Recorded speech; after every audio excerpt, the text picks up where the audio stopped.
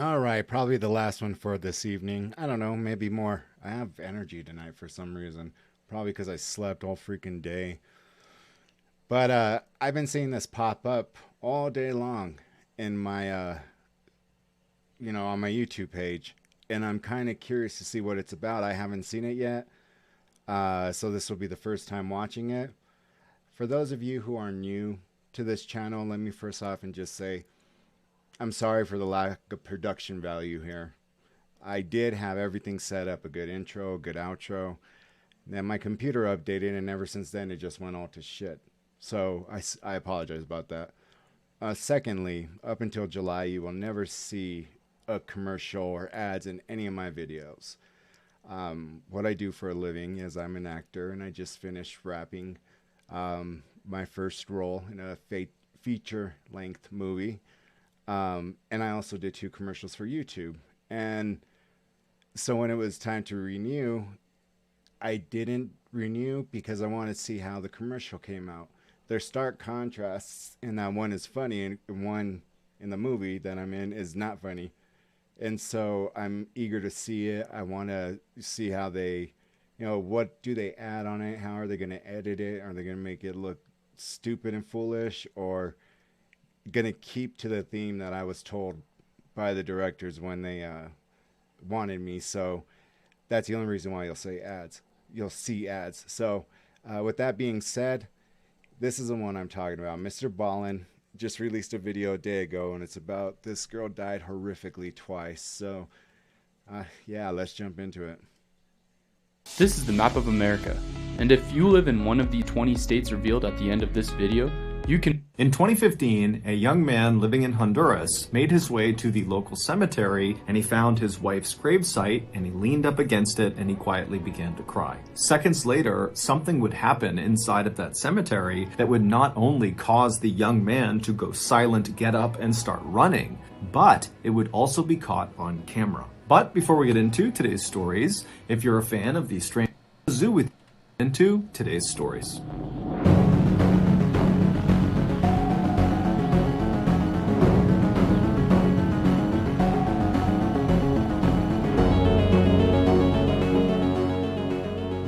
In the spring of 2021, 52-year-old Texas resident Karen Davis got married, and then after the ceremony and after the honeymoon, she went through the process of changing her last name from Davis to McBride to match her husband's last name. After the change was done, the last step was to get a new driver's license with the new name on it. So Karen emailed the local DMV, or Department of Motor Vehicles, to set up a time for her to come in and make the change to her license. But after she sent that email, the local DMV immediately emailed Karen back, and they told her that they could not help her with this request until she resolved an issue. Now, they didn't specify what this issue was. However, they very cryptically said it had something to do with the state of Oklahoma.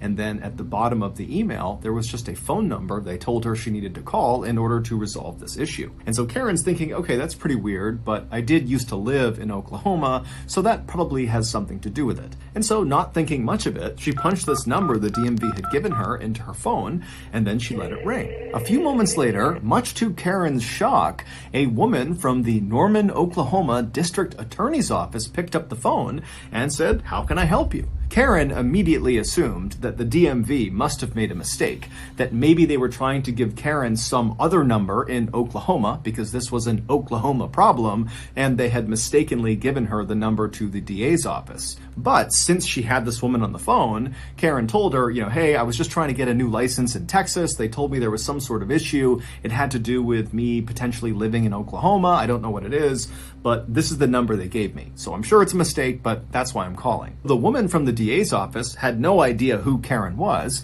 but after taking down Karen's information and looking on her computer, she discovered Karen's so-called Oklahoma problem. And after she explained to Karen what this enormous problem was, Karen literally couldn't believe it. But after this woman went over the details a few more times and really showed Karen that this Oklahoma problem was very, very real, suddenly everything in Karen's life made sense. For the last 22 years, Karen, who was incredibly smart and friendly and polite and never had a problem with anyone, had an incredibly hard time getting a job. Even jobs that she was extremely qualified for, she would get turned down for someone who was way less qualified. And then, in the rare times that Karen did actually get hired, she would always get fired for no reason. And so Karen never understood why she was being treated this way until now. It would turn out 22 years earlier, which is when Karen's hireability issues began,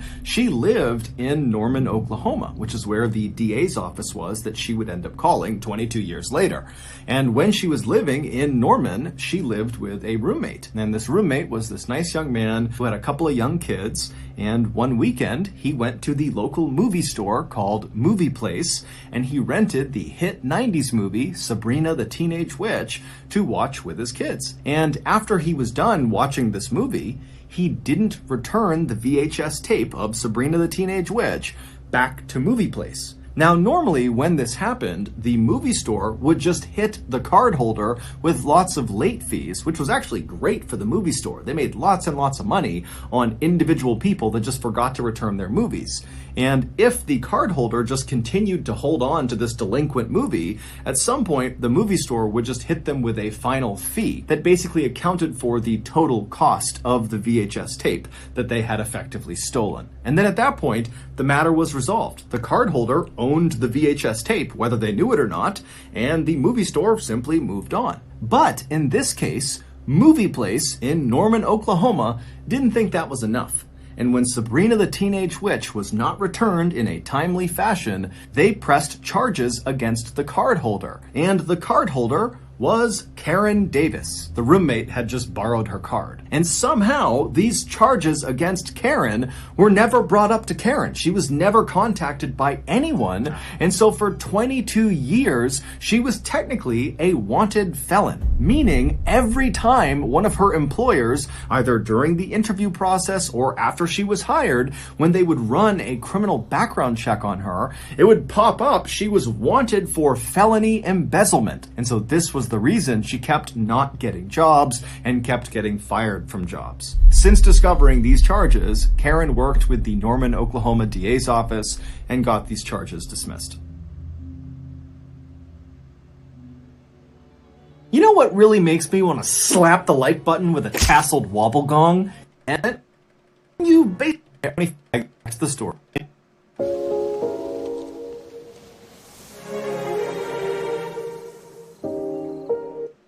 26 evening, and then accidentally push them into the bear enclosure. Okay, back to the stories.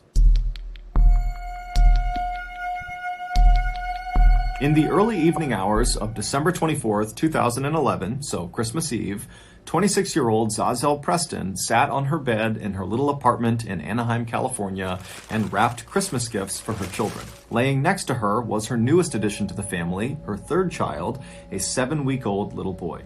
This Christmas was a big deal for Zazel. It was also a big deal for her husband, 30-year-old William Wallace, not only because it was going to be the first Christmas with their new son, but also because this was the first Christmas after Zazel and William had reconciled their relationship. They had been married for the past 3 years, but over those 3 years, their relationship had been very unhealthy and toxic and at times abusive. But earlier that year, when Zazel had discovered that she was pregnant, this baby became kind of like a new anchor point for their relationship. It was like suddenly they could put their differences aside and just focus on raising their kids together. After wrapping her final present, Zazel hopped off the bed, she scooped up her little boy, and then she headed out into the living room where she met up with her husband and her 2 older children, who were little girls aged 3 and 8, and then they all headed outside and went next door to celebrate Christmas Eve at a party with their neighbors.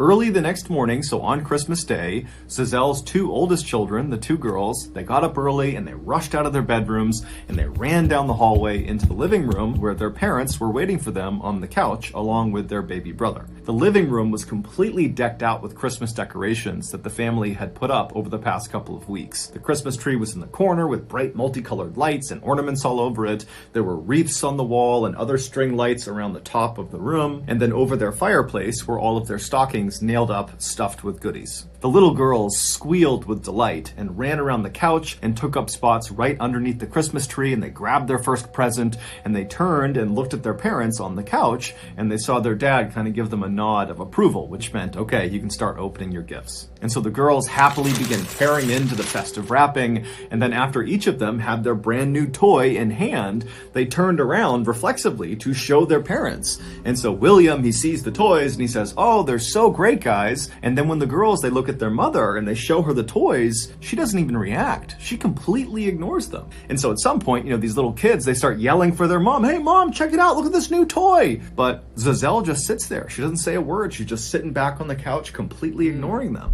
Finally, the 8-year-old turns to William and says, what's wrong with mommy? And at this point, William pauses, and then he gives Giselle a scathing look before very bluntly saying to these young kids, mommy got drunk, and now she's ruined Christmas. The girls knew from William's tone of voice that their parents must be fighting, and so they did what they normally did when this happened, and that was to just try to ignore it. And so the little girls, they turned away from their parents and began opening more presents, doing their best not to disturb their parents, who were sitting silently behind them. And then, a little after 9 a.m., after most of the presents had been opened, William abruptly stood up and walked into the other room and placed a phone call. And then, a few minutes later, there was a loud knock on the front door. The night before, after Giselle and William and their kids had left their neighbor's party and come back to their apartment, Giselle and William had gotten into a vicious fight.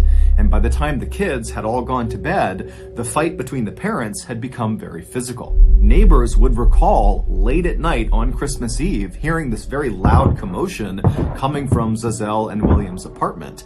And at some point, apparently Giselle had tried to run out of the apartment, but William had chased after her and hauled her back inside. The sounds coming from their apartment would eventually stop somewhere in the wee hours of Christmas Day. And then as the sun came up on Christmas Day, Giselle and William had made their way to the couch, and they were sitting there with their 7-week-old baby, waiting for their 2 oldest to wake up and come open presents. Except when their 2 little girls came out of their bedrooms and bombed into the living room to begin celebrating, only William was alive.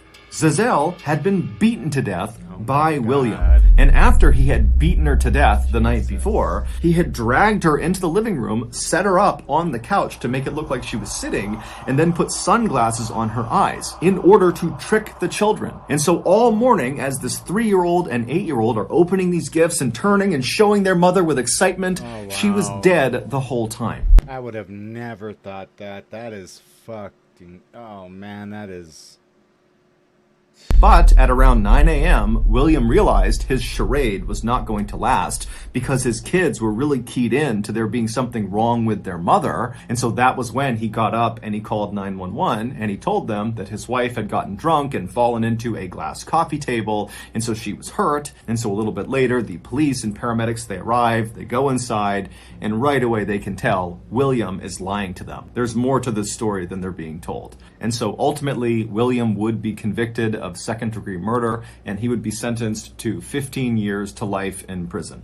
As for Giselle's 3 children, they are now being looked after by her parents. Jesus, what is wrong with these people nowadays? Do mushrooms freak you out? These won't. But it's no wonder shrooms get a bad... In August of 2015, 16-year-old Nacy Perez suddenly woke up in the middle of the night. As she lay there scanning around the dark, tiny room that she was in, it dawned on her that the most likely reason she had just woken up is because she really needed to use the bathroom. And so she climbed out of her bed and she began carefully walking across the room where her other relatives were sleeping on the floor as she moved towards the back of the house. Nacy lived in a town called La Entrada, which is located in one of the poorest and most dangerous countries in the world, Honduras. But despite the harshness of her reality, Nacy was pretty happy. She had recently married the boy she was in love with. His name was Rudy, and the 2 of them were both very excited about their first child, which was due in a matter of months. So Nacy reached the back of her house, she pushed open the back door, and she stepped out into the hot night air, and then she made the familiar walk across her backyard toward the outhouse. But Nacy would never reach the outhouse. The next morning, Nacy's mother woke up first. Her name was Maria, and as she passed by the back door, she looked outside and she saw Nacy lying on the ground. And so Maria, she screams, she runs outside to her daughter, and she flips her over, and she's looking at her, and Nacy is unresponsive, and she's foaming at the mouth. Oh, wow. Now, they're in a part of the world where healthcare was not top-notch, not even close. And Honduras is known for being an extremely religious part of the world. And so Maria did not think, oh, I should send my daughter to the hospital, or I should call a doctor.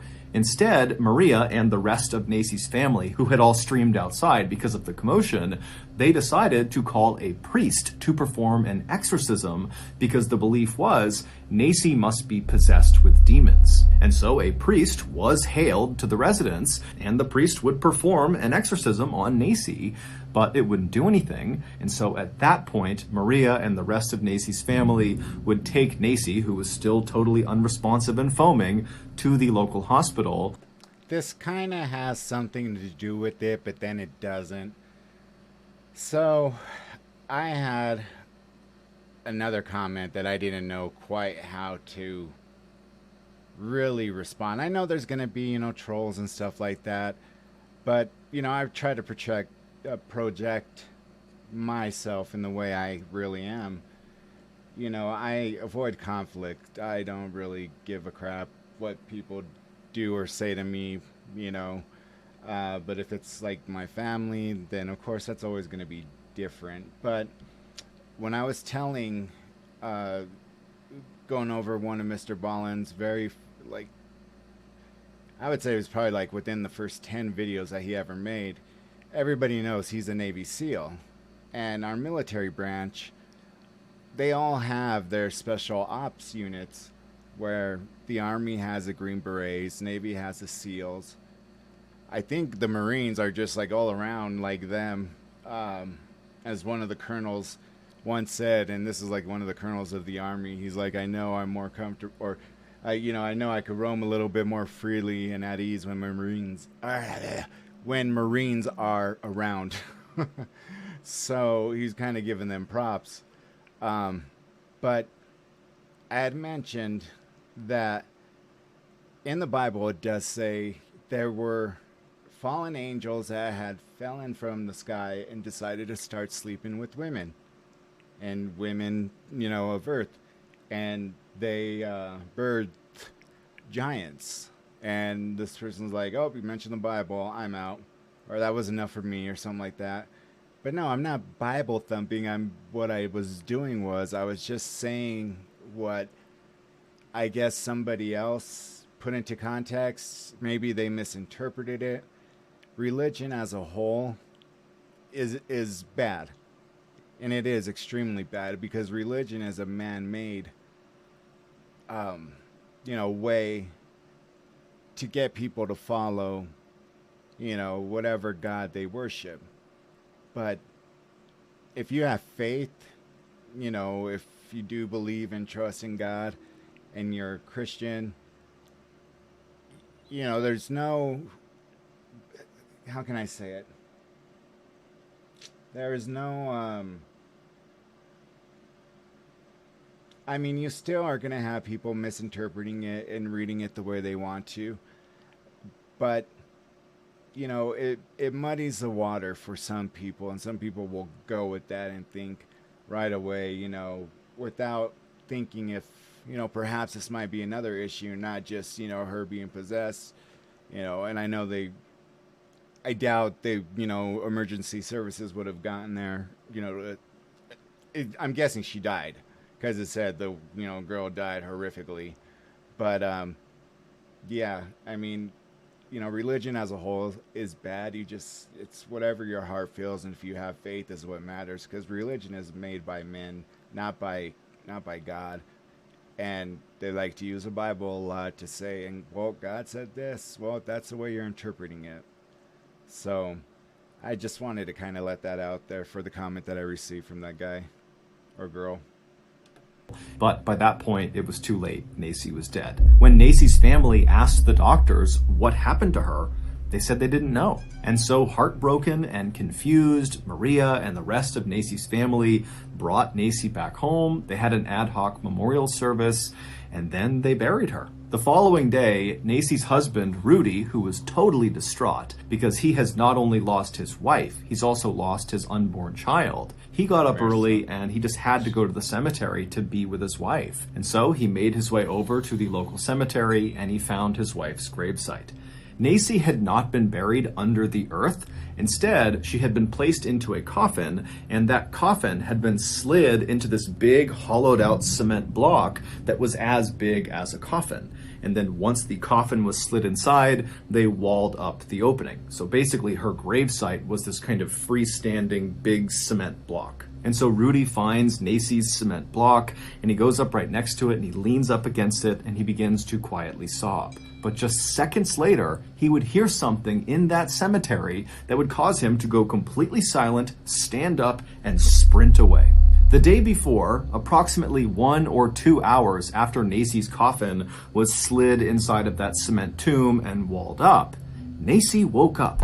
She was never dead. It's unclear what originally caused Nacy to collapse outside of her house on the way to the outhouse, but the two leading theories are, 1, she had a severe panic attack caused by a nearby gunshot, or 2, she had a severe episode of cataplexy. Cataplexy is the sudden, uncontrollable loss of muscle function, often brought on by very strong emotions. A mild case could be just having your knees buckle for a second. A severe case, which is what they believe could have happened to Nacy, would result in basically complete paralysis. But whatever the case was, the doctors at the hospital got it wrong. When Nacy was brought to them, she was not dead. And so when she woke up inside of her coffin that was encased in cement, she began shrieking and trying to pound up against the inside of these tight walls that were pressed up against her. And at some point, she even managed to force her hands up near her head, and she shattered the glass window that sat in her coffin that looked right down at her face. She broke the glass, but it didn't help her at all because, again, it's just cement on the other side. And so glass shards fell into her mouth and into her eyes. And so she stayed like that, screaming and trying to fight her way out for over 24 hours, trying to get anybody's attention, but nobody heard her. Until her husband, Rudy, he leaned up against her tomb and he put his ear right up against the cement and began to cry. And that's when he heard, through the cement, the sound of his wife calling out for help. Rudy instantly ran and got help, and he and his family came back, and they broke open the side of this tomb, and they pulled Nacy's coffin out, and even though she was now unresponsive, she had a faint heartbeat, and so they rushed her to the hospital, but by the time she got there, she really had died. Nacy had finally just run out of oxygen, likely within minutes of her husband finally hearing her screams. That's terrible. So... Wow. You know, I never really gave it much thought about being buried alive, but that just sounds completely terrible. I mean, to me, I think the worst way to die would be to suffocate. You know, drown, suffocate. I mean, when some people will say like, oh, being caught on fire. I mean, no matter of like a minute, the fire's gonna already burn to, 3rd-degree burns, and that burns your neuroreceptors, and you're not going to feel much, and then more than likely you're going to hit a cardiac arrest before you're going to even be charred alive. So I think drowning would be awful. But yeah, first time watching this, and I'm glad I did. He always has a way of telling stories, man. He's really, really good at doing that. So I hope you guys enjoyed. Like I said, I'll probably be back with another one. I have too much energy tonight, so so stay tuned. Until then, peace.